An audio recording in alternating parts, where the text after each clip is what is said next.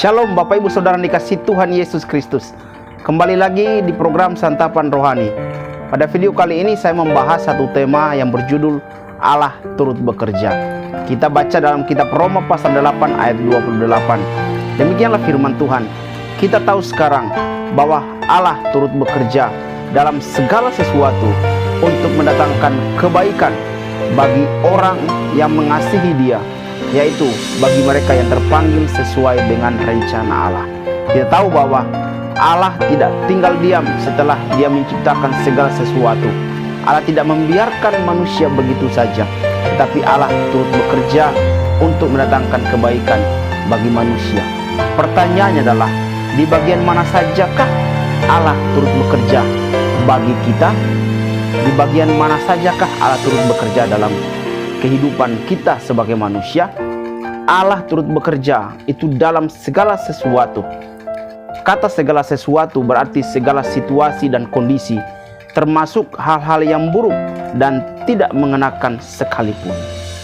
Karena itu penting sekali bahwa kita belajar memahami cara Tuhan bekerja dalam kehidupan setiap kita yang percaya kepada Dia. Karena Ia tidak pernah menjanjikan bahwa hidup orang percaya itu bebas dari masalah. Kita perlu ingat bahwa tanpa melewati ombak dan gelombang tidak akan menghasilkan seorang nakoda yang handal. Justru di balik masalah selalu ada maksud rencana Tuhan yang indah.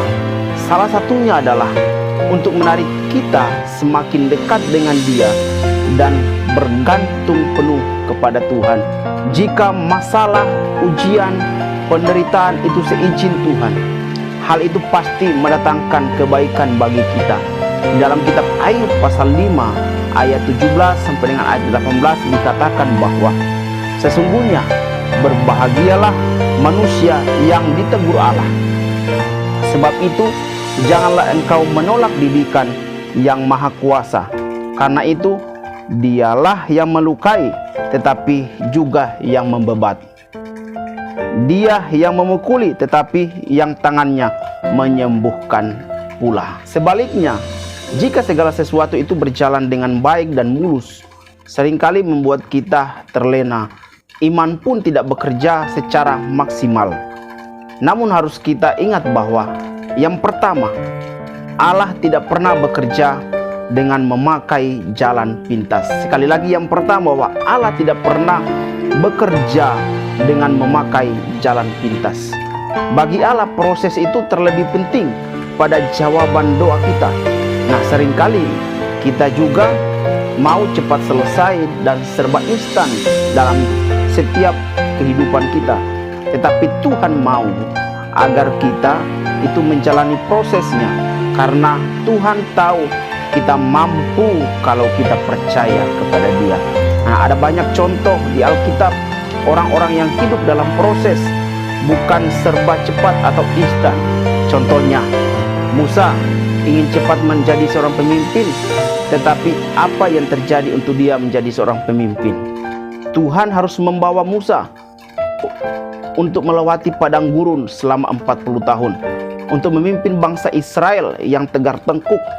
Dari sinilah kita melihat bahwa bagaimana Tuhan mempersiapkan Musa selama 40 tahun. Yang kedua, Allah mau memakai setiap potensi yang kita miliki. Sekali lagi, yang kedua, Allah mau memakai setiap potensi yang kita miliki. Tuhan tidak pernah memberikan yang terbaik kepada orang yang malas dan tidak mau bekerja.